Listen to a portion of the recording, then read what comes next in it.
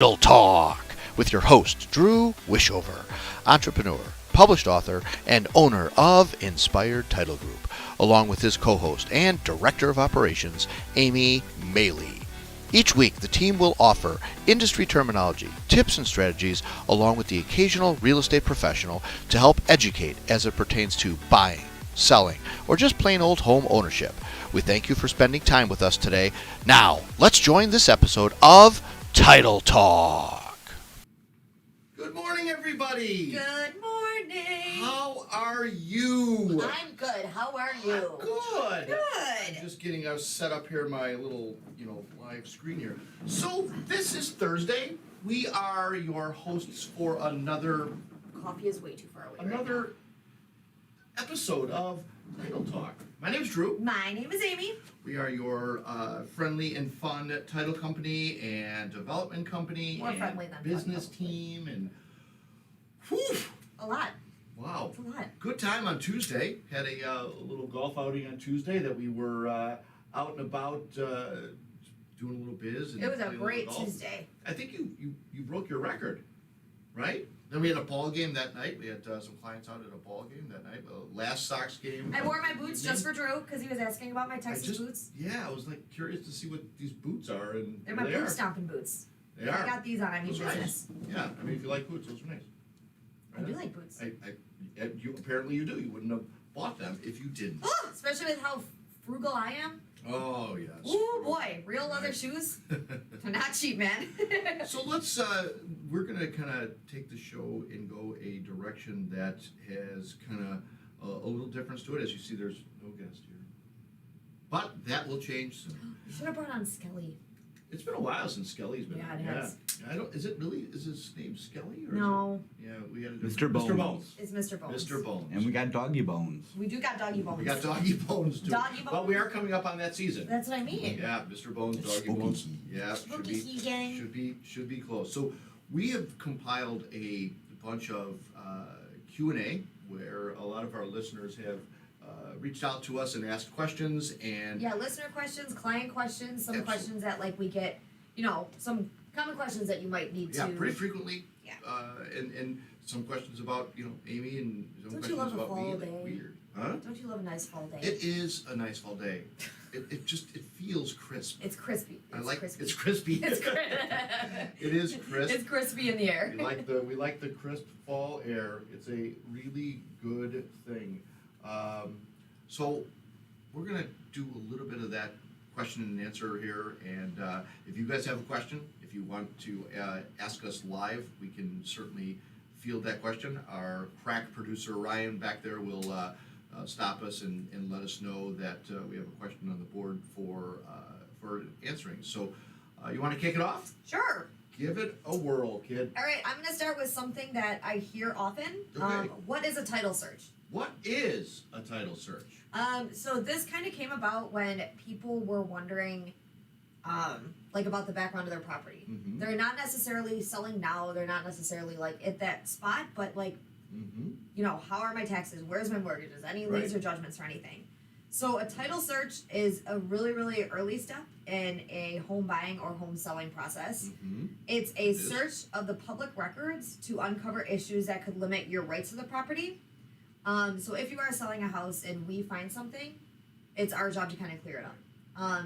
So sometimes these are called an abstract title search, sometimes a tract search, sometimes a preliminary title search. There's 1,010,000 names, all encompassing that we're going to do the background search of your property. Right. And that's Amy's That's wheelhouse. my jam. She is I love it. she is the title expert here He's an expert. when it comes to. Well, I was the title expert when I was doing it, and I'm not 72 doing it. years ago. So, I'm just so kidding. we're now the title expert of this, and it's really the key component to the process and kind of uncovering what's out there. Yeah, and I think one of the things that doesn't get enough time and attention is the chain of title search. Yeah. So that's big because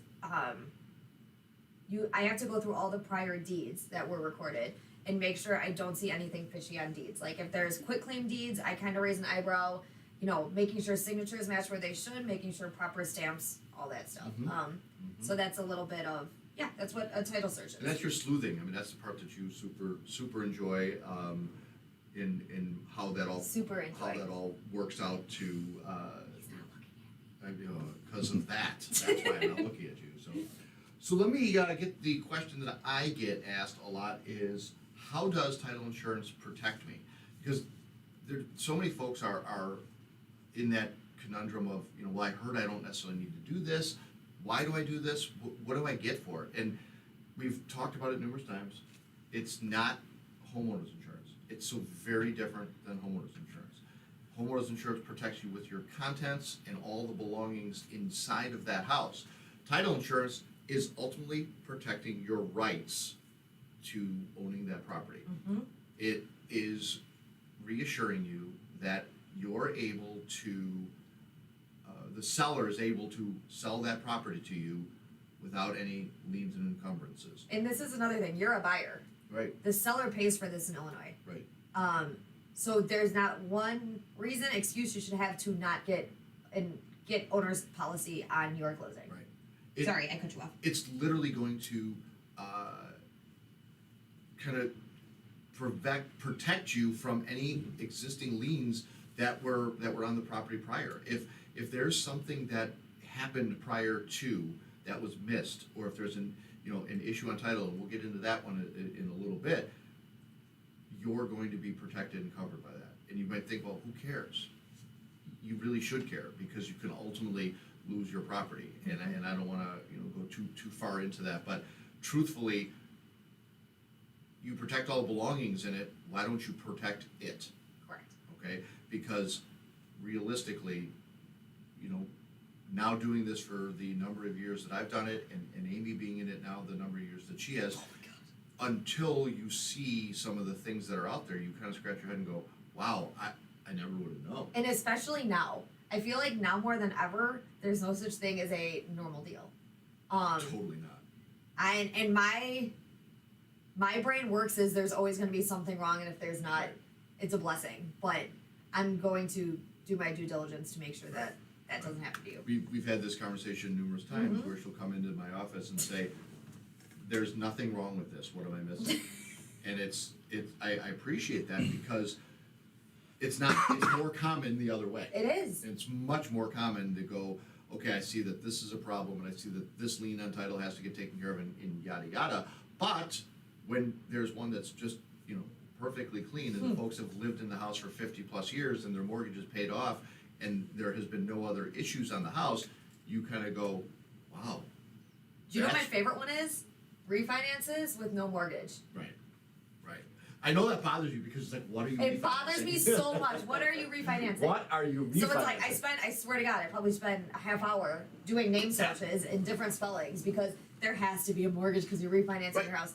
And no, there doesn't. Right, and that is a nice little caveat to this, is like, people assume that a refinance is always attached to a mortgage. Well, if you own your house free and clear, you're refinancing it to put a lien on that house, to take the equity out, to use it for whatever that is, college, or Yeah. home repair, whatever. But in the typical language, and what used to happen was common 10, 15, 20 years ago, was, oh, they're taking that old mortgage that's at 9%, and they're now going to get 6%. Correct. Oh, I get it. That makes sense. I understand that. I Now follow you're that. going, you're taking oh wait, you're not taking anything, but you're just going to put a new mortgage on the house for $200,000 at 4% interest. Okay, well, that still is refi, just a different term. No, it's not. Yeah. It's a mortgage taking. It's not a Right. refi. Right. There's All a right, different way of calling Cole, it. you get 2. All right, what do you mean? Well, you get number 2. Oh, sorry. Okay, I'm gonna have to volley this one with you because you're the master of it. Disadvantages of quitclaim deeds. Yeah. So a quitclaim deed doesn't transfer any physical property. It transfers interest in property. It's like the end all be all why it's so hard for me to understand. Not hard for me to understand, but like hard to put into words. Right. What that means. Right. So, we can definitely have, deed talk one episode where we break down the various deeds, because we've done that, and I think it's always good to revisit that. But the old adage that I've said to you a million times, I can quitclaim deed you the Brooklyn Bridge I want the Statue or of the Liberty. Sears Tower, or which one? Statue of Liberty. Statue of Liberty. Yeah. So I've used Brooklyn Bridge, Statue of Liberty, and Sears Tower. I can quitclaim those to all of you folks out there. And what would you have? Nothing. Because I don't have anything. Right. The quitclaim deed says whatever I have, I'm going to give it to you. Mm-hmm. But if I don't have anything, then nor do you. Right. So a quitclaim deed is the lowest protected deed in the chain of deeds. The warranty deed warrants a lot of different things in that transaction. Yes. That's why they call it a warranty deed. It's warranting that the ownership is correct, that the title is clear. It's giving you the ability to convey that thing with a little bit more peace of mind. Correct. The quitclaim deed is nothing more than whatever I own, I give to you. So caution out there is you can accept a quitclaim deed from somebody, Mm-hmm. but that doesn't mean they really gave you anything. You need to look behind that, and how do you do that? That's where the title company comes Correct. in to say they don't own that. Why? What are they giving you? Right. And we see these frequently as in like divorces. Yep. Or, sometimes you're adding a son or a daughter to the deed. Those are perfectly fine. Yeah, so a lot of times you'll see quitclaim deeds when it's like inter-family transfers. Right. And those I feel a lot more comfortable about than like, Totally. an LLC quitclaiming to a corporation or an Right. individual. Like those I always like make my tentacles stand up to look Yeah, at. I mean that's very, very common. Is in a divorce case, the husband or wife quitclaim their interest to Mhm. the other party. It's they're getting divorced, they're separating, Right. so therefore the interest in the house is going to be given to the one other person. party. Yeah.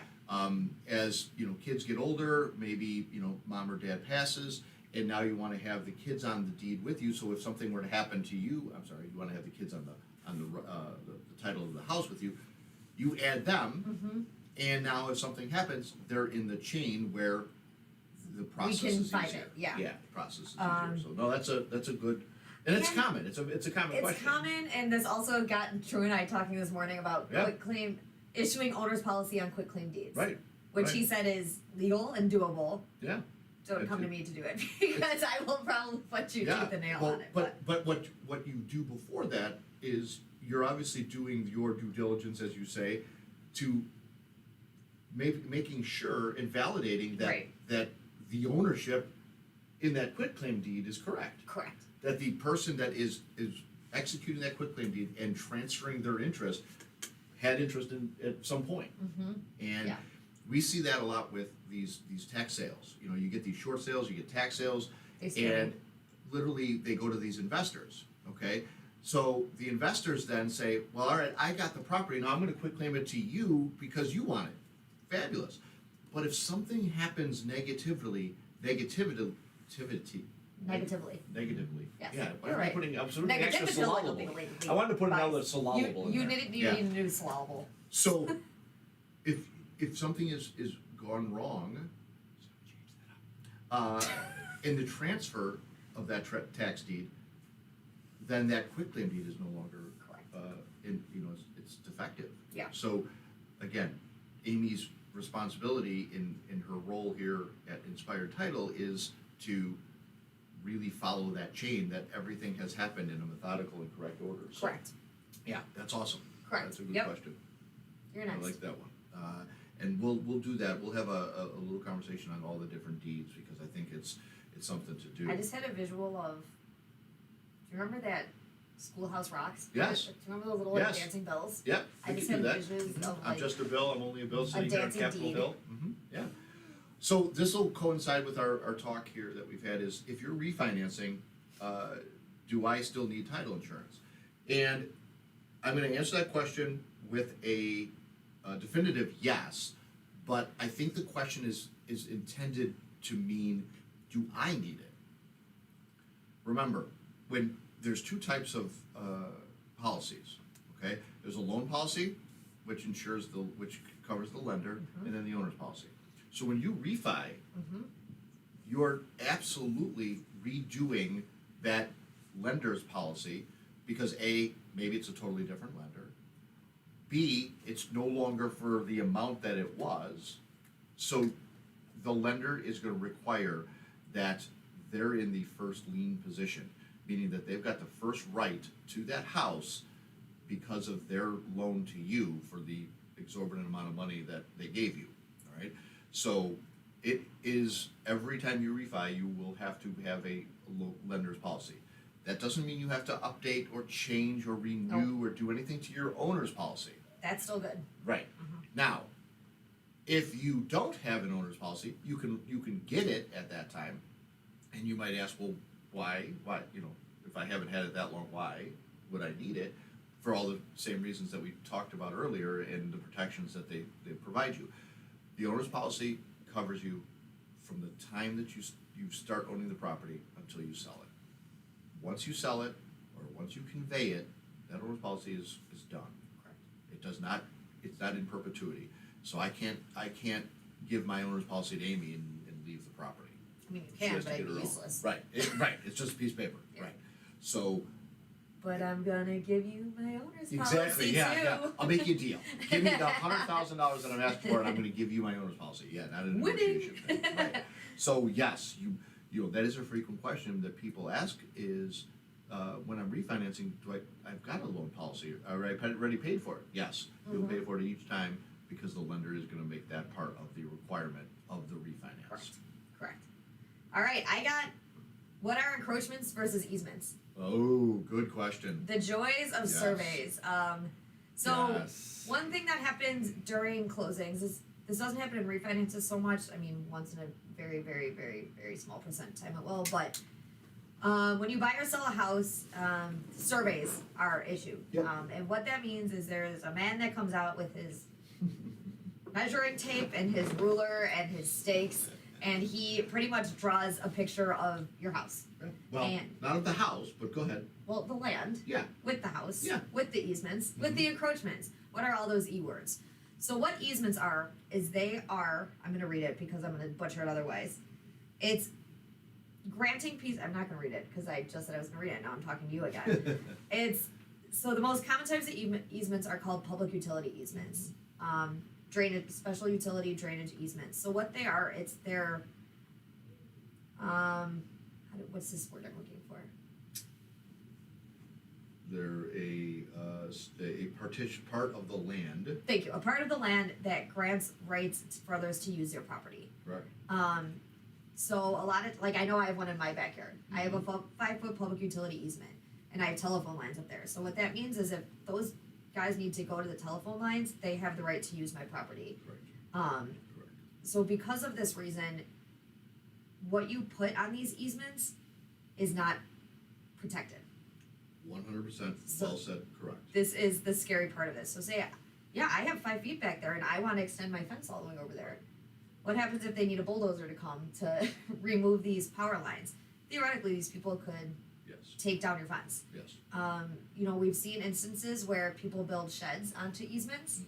And it's kind of fair game if you want to, but if anything happens to it, you cannot come to us to pay for that shed getting knocked down. Right. Because we would not do it for you. That's a very, very common Yes. occurrence. People look back and they add those extra 5 feet to their land by putting a fence around it, and maybe it works. Maybe you're all good with it, and your volleyball court is now official because you were able to use that extra 5 feet. But God help you if they need to come down that easement to do any kind of repair or fixing, and your fence is in the way. They're going to knock it down, and you can't say anything about it. Yeah. I'll tell you this, that a lot of towns and villages will require you to have a survey before you put that fence up. And, you're going to obviously show, hey, I'm going to do it this way. And then you go ahead and tell the contractor, no, you know what, move it back 5 feet. And they do it. And, it's all well and good until it's not. And so people often will utilize that space Yeah. for those easements. Yeah, and then that's where that word encroachment comes in. So if you do build your fence or your shed onto this easement, you are encroaching onto that easement, meaning that you are using space that you shouldn't be using for your own benefit. A lot of these times we see these from neighbors too, Right. where if I accidentally build my fence 6 inches too far to the sides of my neighbors, I'm encroaching on their property. Correct. So it's not a problem. It's one of those things where it's not a problem until it's a problem. Right. Where if you get into an awful dispute with your neighbor over these 6 inches, that they could theoretically rip down that fence Right. because Right. it's on their property. So yeah, just always when you are closing, do not try to save the money on not getting surveys. They're such a good thing to have. Mm-hmm. Sometimes we do these things called affidavits of no new improvement, meaning that the survey was done 3 years ago when I put in my fence. I'm going to sign and swear that nothing has happened on my land since then, and that's fine too. But always follow what your surveys tell you. What if the house does? What if the house is encroaching? Now what happens? I run away.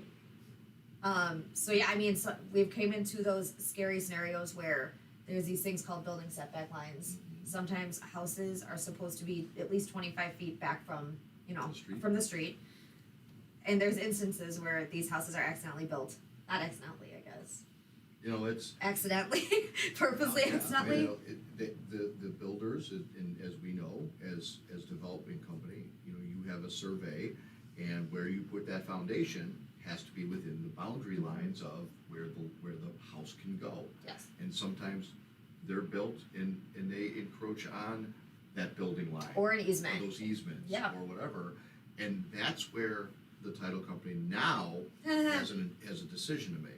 Because now. We can if- issue endorsements for encroachments. Yeah, if somebody's gonna make a big deal about the fact that you're encroaching on that building line, okay, the title company's gonna have to wear that one.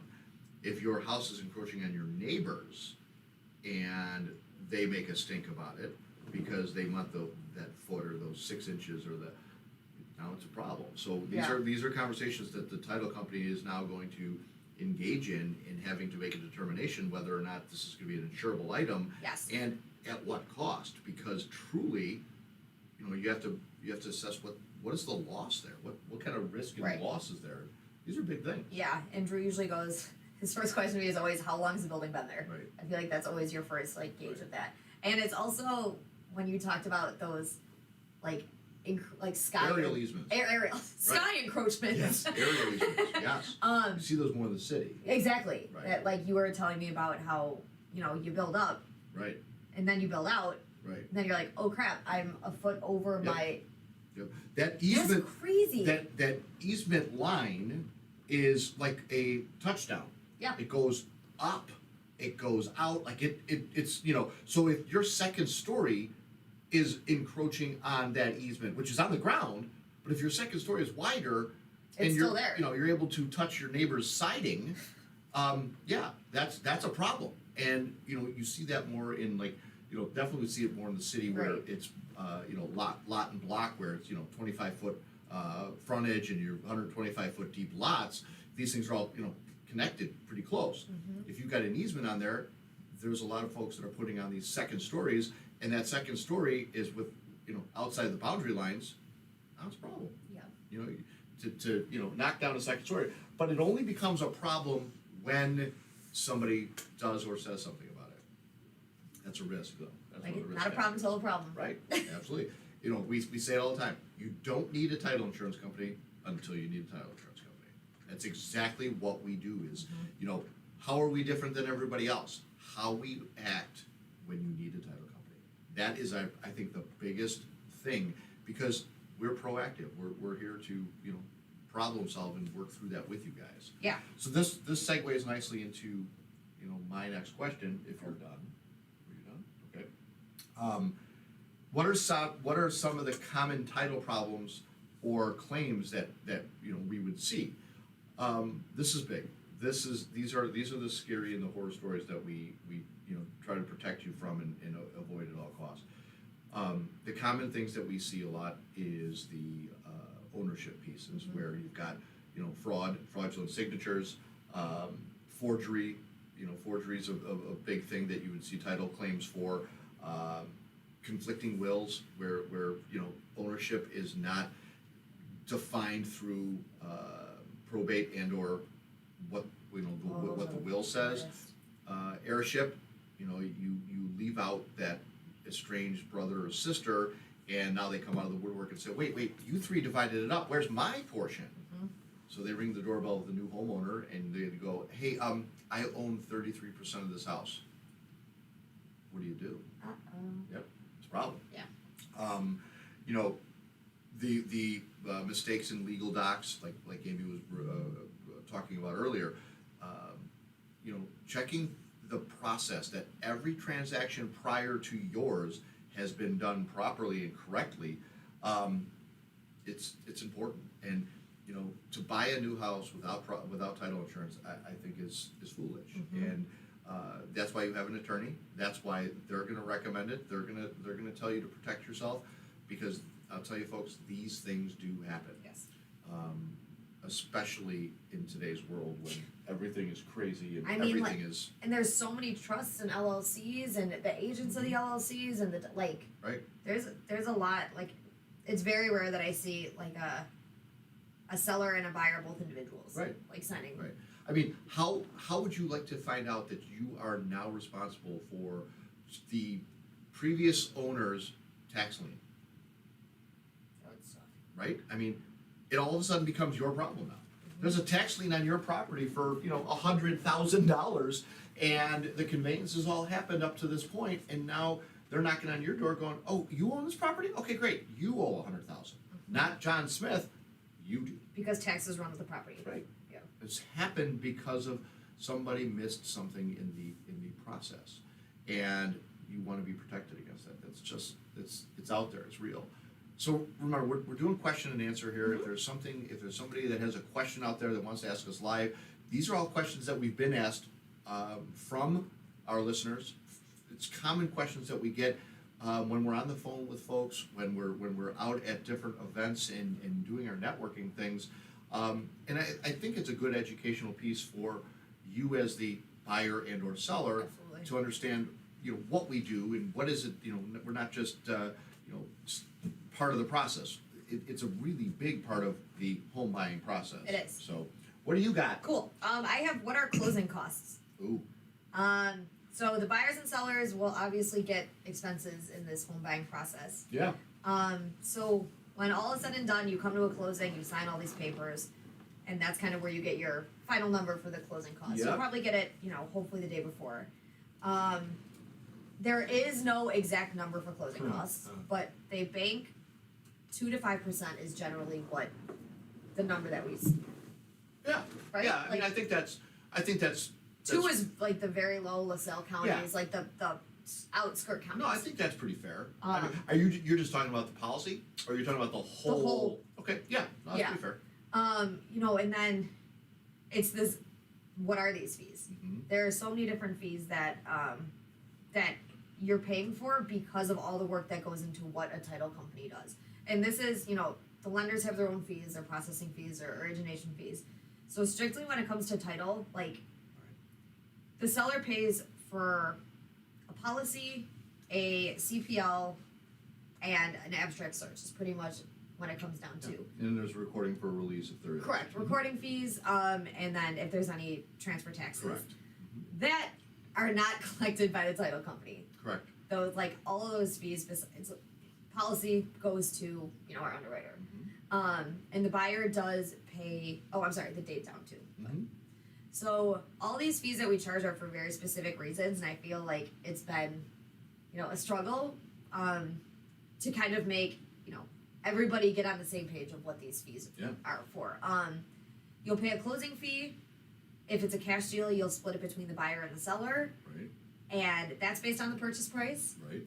The policy is based on the purchase price. Mm-hmm. And then there's a lot of stuff that goes into the paperwork. There's how many times we have to update our commitment, how many times we have to update our policies when it comes to that time. So, for what this company is doing and what you are getting for this, saying 2 to 5% is not a giant number. Oh, and I can even help on that a little bit with Mhm. conversation, if I may. Yeah, of course. A lot of people, you know, you think about the cost of it all. Yes, it's very true that title companies don't pay out a lot of money in claims. If you think about all the buys and sells that happen in a year, they typically, it's not common for the underwriters to pay out, you know, on a lot of claims. Okay, so you're sitting there going, well, they're just making tons and tons of money. We're ultimately getting paid so that your property is protected. All of that money that you're paying is going into Amy's time and effort and research to making sure that the title is correct so that when that transaction takes place, it's correct.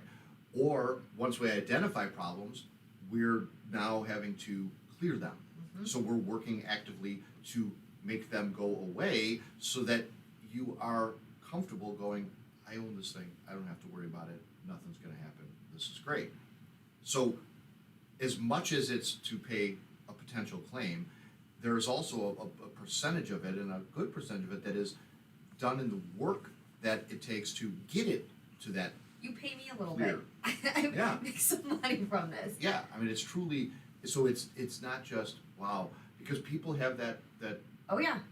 misunderstanding that, wow, these title companies are making thousands or millions of dollars, and it's not that. It's and when I say title company, I mean the underwriter, not Inspired, because there's a percentage of that policy that goes to them. They get it. You Yeah. know, so everybody's getting a cut of this thing. The Well, CPLs go straight to them. The Right. policy taxes go straight to some of the them. endorsements Some of the go. endorsements Yeah. go part of the loan policy. Right. So Um, we are paid to do a service, which is clear your title and get it conveyed to you clean.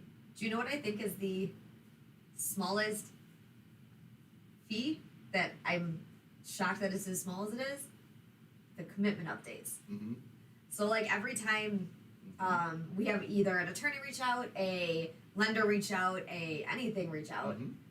we go into the system and make these updates. So whether Right. it's adding an initial, adding somebody to title, Right. changing a loan number, updating, like every time you go in there, it takes. Yeah. It's not like seconds, it takes a minute or two. So the amount of times we update those and stuff, I think that Right. that fee is very, very small for what it could be.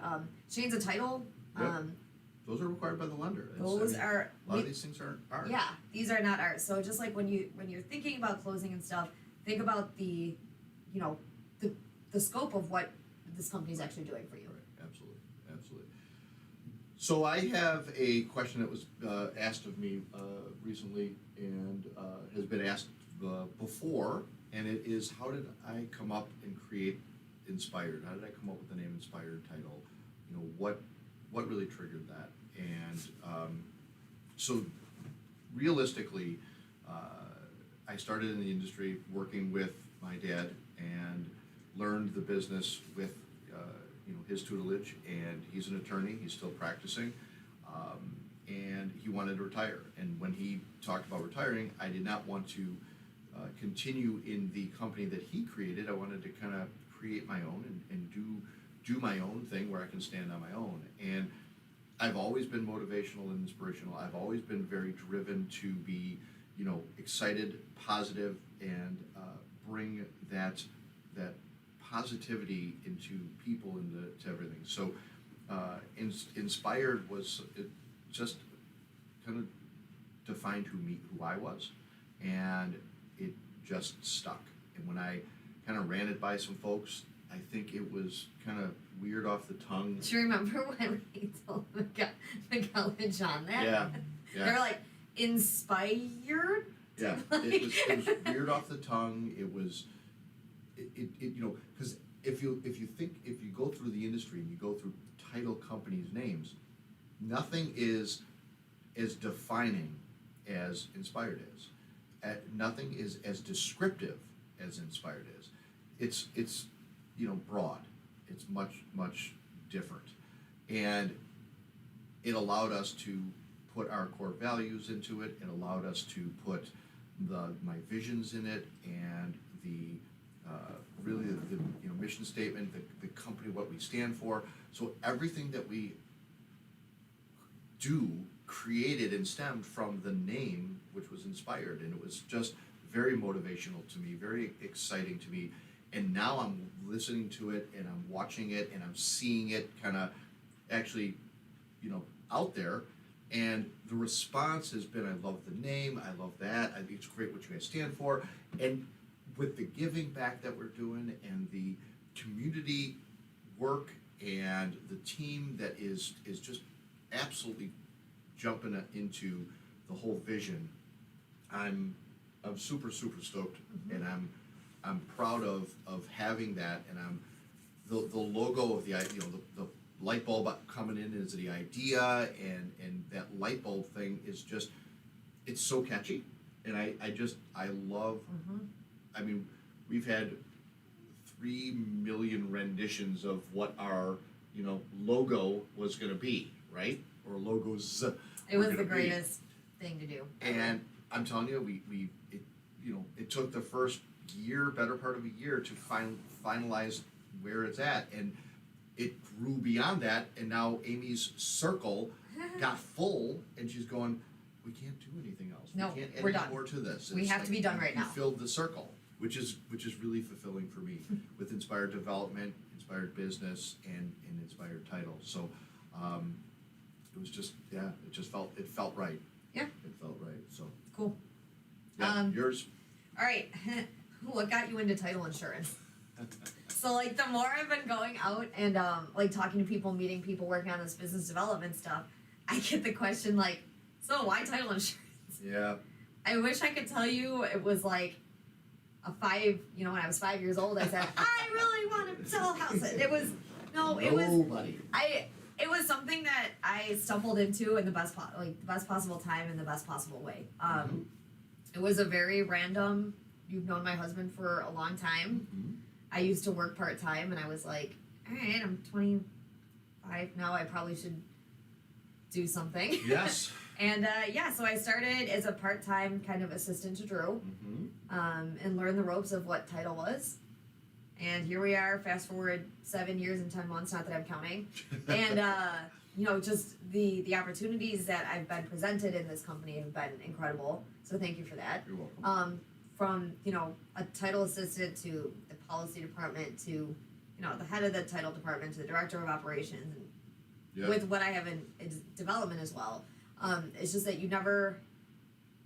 what I talked about on Tuesday, it's like never say no, because you Right. don't know what opportunity is going to lie right in front of you, and what's going to come around the corner. So no, I can't tell you that title insurance was the thing I was passionate about when I was in 6th grade. Right. But it's something that I grew into, and I was a history major, Mhm. so the whole, if I wasn't a title, I'd probably be a detective. I Mhm. think maybe you would find me with a magnifying glass creeping around someone's backyard. But yeah, the whole history piece of it is something I've always been passionate about, and it's always been my jam. So this kind of I didn't even know this existed until Right. I was sitting in an interview, Right. to be honest with you Right. guys. So like I said, I would have never guessed it, but I couldn't be happier. Yeah. Well, and that's, I appreciate you saying that, and that's that excites me, just listening to her excitement in coming into this, and this excitement trickles down Mhm. to everybody in the organization, and that's what's that's what really makes us proud of what this is and what we do. So, Yeah. my final question that I have received in similar circumstances, like Amy says, and you're out and about and you're meeting and greeting and pressing the flesh with What folks got to you into title? develop business development. It's like, what's next? What's next for Drew? What does that look like for you? And I often don't like the, let's talk about where you're going to be in the next 5 years. I do that internally. I don't typically do that externally, and I do that more of just kind of as a Mhm. protection to me. But right now, something that is on my heart. There's two things that are big and on my heart. One opportunity or endeavor that is going to happen is the partnering up and creating the first black title company in the Chicagoland area. Stay tuned. That is a huge venture that I'm proud to be part of. I'm proud to be asked to be part of. It really meant a lot to me that these folks came to me with this opportunity, and when I shared it with Amy and the leadership team, it was, are you serious? And I'm like, yeah, I am. So that's right now in the works, and that's near on the horizon. Dear to my heart is I want to get into doing some more public speaking. I want to get out there and share some stories and tell my story. Everybody's got a story, and everybody's kind of had different things. I wrote a book about some of my stories, and it was just around coaching and such. But I think industry-wise, I definitely have some stories, and I would love to do some motivational and public speaking and things, and that's certainly something that is near and dear, and that would be something that's next for me. And then that final piece that is my goal, is why I do this every day, is the building a house for the Habitat for Humanity or some other organization where, you know, the Inspired team is truly the one sole partner in that whole process. So to finish my career knowing that I did that, I'm done. I'm good, because I've accomplished a lot of the things that I set out to do. You know, leadership, mentorship, I'm doing that with Amy, I'm doing that with Christopher, Ryan on the development side. I'm continue to lead and mentor them so that they can take this thing and keep it going for years to come. And I'm always going to have my hands in it because I do enjoy it. But I think watching these guys grow from where we started, from like Amy's story of sitting in an interview going, I have no idea what you do. And I say it just like that. The website wasn't because fantastic. The that was Enterprise website was not fantastic. No. I didn't even, Right, I tried creeping. right. And I still was like, I don't know what you do. You went to rent a car. Rent a car. And literally, those words that I heard her say, I hear, often as I watch her grow with each step, going, what do you do? I don't know what you do. And now I'm listening, and she potentially with the leadership team will be able to take this thing and run this thing and keep it going beyond my years, and mentor others with it as well. You know what? That's great. Make title cool. Absolutely, and that's I think what we're doing is making title fun, and Ryan on the development side to lead that thing into some different opportunities. So just that's I think what's next for me. Cool. Yeah, maybe you knew that, maybe you didn't. I don't know, but now you do. I know You everything. knew some of it. I know everything. Was that your final question? Uh-huh. So, does anybody have? You guys have any questions out there? Are you gonna write another book? Have you thought about it? I have thought about it. Mhm. I do like the idea that we brainstormed together early Dude. on. I think that that would be. Yeah. I just there's some tweaking around that idea, but I mean I think that you might have have touched something. You've had some good ideas that have been taken by a lot of people and made millions with them, Dude. right? I mean, so your ideas aren't all bad. My husband it's just needs that to you- start supporting my Yeah. brilliance. Joe, you gotta listen to her. Gotta listen not, to me. Not everything is terrible. I could have been on a beach and more. I'm just kidding. We all aspire for that. So, what's on you? What's on your You on your know, heart? what would be so cool to do? To go to community colleges to tell them what this is. Mhm. You know how often I think about training people to do my job from the Mhm. time that they were in college doing something like that, Right? to learn what real estate is. Maybe to not even get into title, but to get into, maybe you want to be a realtor. Maybe you want to be a Right. property manager. Maybe you want to, be an investor. Right. There's so many facets of what real estate is Yep. that I think when people hear real estate, they think of buying a house, selling a house, and making millions of dollars. Yeah. But there's such an interconnected network of what real estate is, and this thread weaves through everything. So I think it'd be so cool to be able to, either go to these real estate schools to just tell people what Addie's doing right now. Right. Addie's ready. Right. Addie's working in real estate. She's a realtor, and yet she's working with us at the title company. And I think it's such a smart thing to do. Yeah. Because it's the more you immerse yourself into something, the more it makes sense. Right. We did that with Rich. I mean, Yeah. our friend realtor Rich T. He came from corporate America, and he's a realtor, and now he's been doing it for a couple years, Yeah. and he sees and understands now our aspect of what we do in the title side of this, and how, like Amy said, they interweave together. There's a lot of parallels in what we do, and that is something that I think I was approached by one of our attorney agents to doing that, bringing that to some of the law schools, because they don't teach title in law school. No. However, it's a piece. If you're going to go to law school and to be a real estate attorney, you're gonna need to know what we do, and realistically, who better to teach it than people who are doing it every day? Exactly. I've also thought about a paralegal school. Mm-hmm. Yeah. That's kind yeah. of been yeah. one of the things I had talked about. So yeah, Oh, that's cool. That's good one stuff. one day there's You just never know. never know what can happen out there. Absolutely. So, folks, we thank you guys Wait. again for Flip that slide, right? joining into this here. Our question and answer stuff is always fun and good, but we're gonna lighten it up a little bit with Yeah. the greatness of things that we love Mark to do. your calendars for the upcoming events. Go. So we are finishing. Well, we're starting this fourth quarter. Nutty.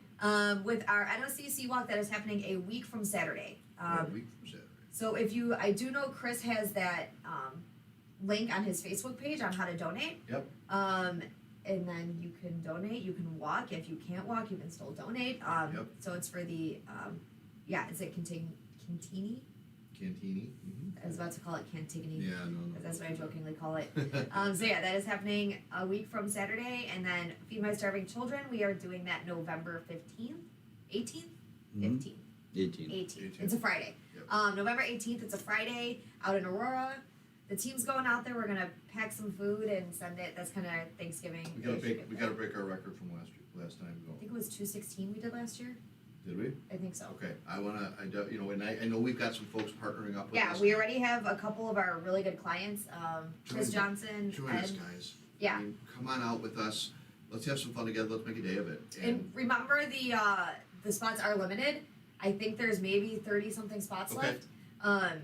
And once they're gone, they're gone. So Okay. they can't add on to it. Yeah, So- reach out. I think we have a link on our Facebook page. We have a on link how you out there? Yep. And I think we sent out an email as well with how you guys can partner up with us. But you wanna kind of ride with us. Let's do it together. I mean, Yeah. we're much stronger as a group than we are as individuals. So I think that the more that we can really do together, I think we can make a difference and an impact. So 2 dates to get on your calendar. We got October 15th at Cantini Park for the NOCC walk, which is sponsoring the Together in Teal, and then the Feed My Starving Children, which is on November the 15th, 18. 18th. Gosh, a font that you can read is good. I like the baguette font.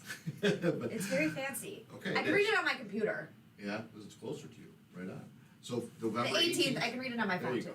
go. November 18th, if you guys want to join us, reach out, ask some questions, reach out to myself or Amy, reach out to anybody on our team, and we can get you guys signed up to walk with us. That would be awesome. So, how about it, kid? Get into the weekend.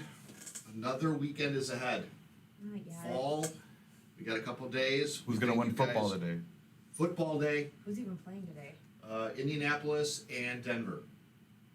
Yep. Indianapolis and Denver. Why is that- Foosball. That doesn't sound very exciting. Well, it's because they both lost their running backs too. It's less exciting. Jonathan Taylor, number one pick, gone, I know he's on my fantasy team. gone. Oh, you had the number one pick? Wow. He'll be- Injuries are us is in full swing again. My team, the team That's your legacy. name? Yeah, That's it's been it perfect. for like 4 years. Injuries are us. That's Injuries are us. perfect. Nice. Maybe sponsor Amy's Injuries Are Us team. She's taking donations for do a GoFundMe For the Injuries Are Us. crappiest team. Thank you, my dear darling Joseph, for picking me such a wonderful team. Ladies and gentlemen, we love this. We love you guys for tuning in. We appreciate you each and every week.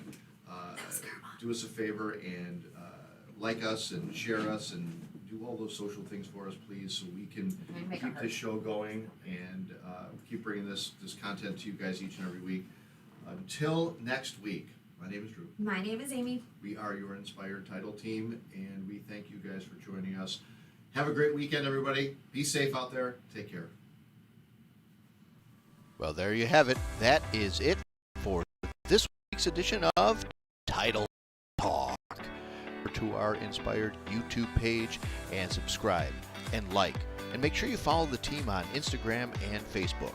Join us again next time for more tips and knowledge from the industry pros. Thanks again for listening.